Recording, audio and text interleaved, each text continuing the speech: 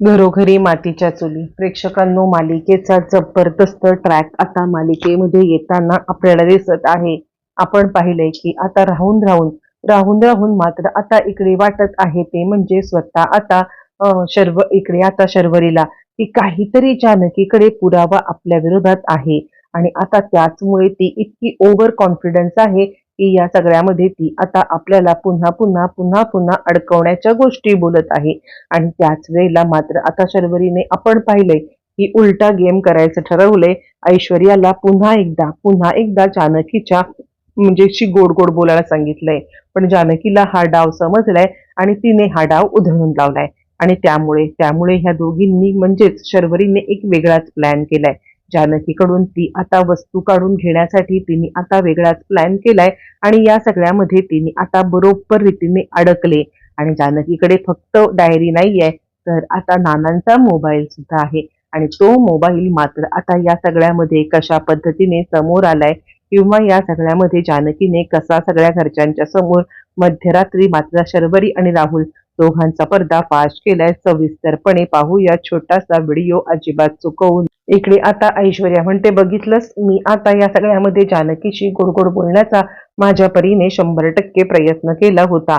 पण जानकीने मात्र आता मला काही भीक घातलेली नाहीये. तिला माझ्यावरती संशय बसणं कठीणच आहे ना. साधी गोष्ट आहे ना. आतापर्यंत आपण जे काही सगळं केलेलं आहे आणि त्यामुळे मात्र आता तिला माझ्यावरती का विश्वास बसेल?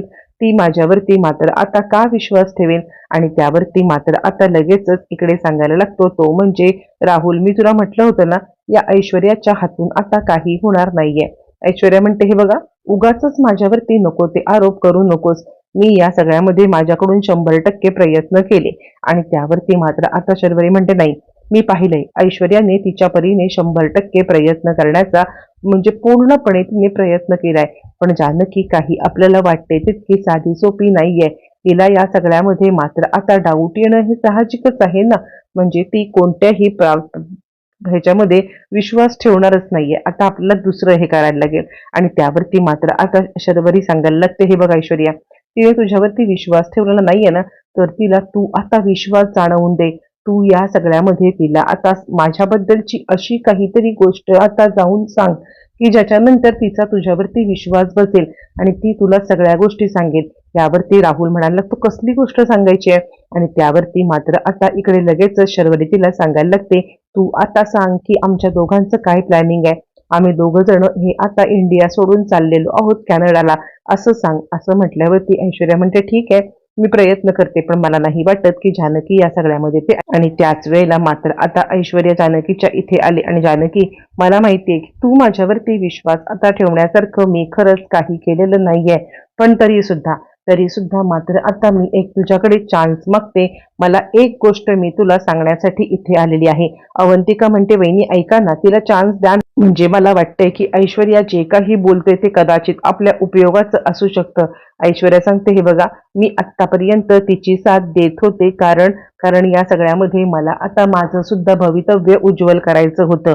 तू आता कोणालाच काही पैसे देत नव्हतीस आणि मला माझे पैसे मात्र हवे होते आणि या कारणासाठी मी तिची साथ देत होते. पण आता तिचा प्लॅन पलटलाय. यावरती अवंतिका म्हणते, कसला प्लॅन पलटलाय? कशाबद्दल मात्र आता तू बोलती आहेस? यावरती ती सांगायला लागते, ती निघाले कॅनडाला. जर का ती आता कॅनडाला निघालेली असेल तर या सगळ्यामध्ये मला आता तिचा काय उपयोग? ती आता तिचं घेऊन सगळे जाणार आणि आता तिचा डाव आहे या घरामध्ये चोरी करून मात्र आता हे सगळं करण्याचा. असं म्हटल्यावर ती मात्र आता इकडे सांगायला लागते, ती म्हणजे स्वतः आता जानकी, काय बोलताय? चोरी करण्याचा? कसली चोरी? काय चोरी? आणि त्यावरती मात्र आता ती सांगते, या घरामधून पळवून घेण्याचा आणि या सगळ्यामध्ये म्हणजे कॅनडाला जाण्याचा डाव आहे. यावरती मात्र ऐश्वर्या तिला डोळा मारते. डोळा मारून तिला आता या गोष्टी कशा काय शर्वरी करणार किंवा तिने नाटकं करायला सांगितले हे सांगते. यावरती जानकी म्हणते, ठीक आहे, मी तुझ्यावरती विश्वास ठेवलाय, पण आता तू एक गोष्ट करशील? ज्या वेळेला ती आता चोरीचा प्लॅन करेल, सगळं मला आणून सांग. यावरती ऐश्वर्या म्हणते, चिंता करू नको जानकी, तुझ्या पूर्ण प्लॅन मध्ये मी सामील आहे. अजून एक गोष्ट मी तुला सांगते, तुझ्याकडे जी डायरी आहे ना, ती डायरी सुद्धा आता चोरण्याचा आणि जाळण्याचा तिचा आता प्लॅन आहे. मोबाईल तर तिने जाळलाय. तुझ्याकडे आहे का दुसरा मोबाईल? म्हणजे तुझ्याकडे आहे का दुसरं डिव्हाइस त्या मोबाईल मधलं यावरती मात्र मागे शर्वरी ऐकती आहे की आता जानकी काय बोलणार. तर जानकी सांगायला की नाही, त्यावेळेला मला इतका वेळच मिळाला नाही की मी या सगळ्यामध्ये मात्र आता दुसऱ्या डिव्हाइस मध्ये ते ट्रान्सफर करेन. आईंना किडनॅप झालेलं पाहिल्यावरती माझ्या पायाखालची जमीन हादरली आणि त्यामुळे खरंच सांगते माझ्याकडे काहीच नाहीये झालं. फक्त आता डायरीज हिच्याकडे आहे ही गोष्ट शर्वरीला समजलेली आहे आणि शर्वरी खूपच खुश झाली. ऐश्वर्याला ती आता सांगायला लागते झालंय आपला प्लॅन यशस्वी. आता आज रात्री ती डायरी काढून घ्यायची आणि हिच्या हातात दुसरं काही ठेवायचं नाहीये. त्यावरती आता इकडे ऐश्वर्या सांगायला लागते एक काम करायचं, आज रात्री ती आता जानकी डायरीची जागा बदलणार आहे आणि त्याच वेळेला आता इकडे आपण काम करायचं, काळे कपडे घालून तिच्या हातातून ती डायरी चोरायची. यावरती शर्वरी म्हणते ठीक आहे, आजच्या रात्रीला आपण दोघी जणी ही काम करूया. यावरती आता इकडे सांगायला लागतो तो म्हणजे आता इकडे स्वतः राहुल की मी सुद्धा तुमच्या मदतीला येईल. यावरती ऐश्वर्या म्हणते माझा राहुलवरती विश्वास नाहीये, तुझा असेल तर तू या सगळ्यामध्ये त्याच्यावरती विश्वास ठेव.